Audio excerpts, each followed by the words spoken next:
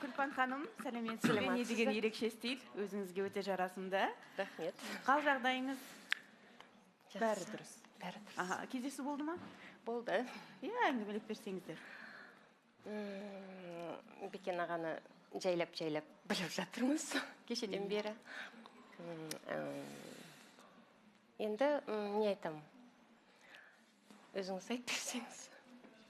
Бекен аға, өзіңіз айтып берсеңіз. Кеше осынан шыққаннан кейін мен үй жаққа барып, сонан кейін кешке қарай хабарласып кездесіп, кішкене тамақтанып, әңгімелестік.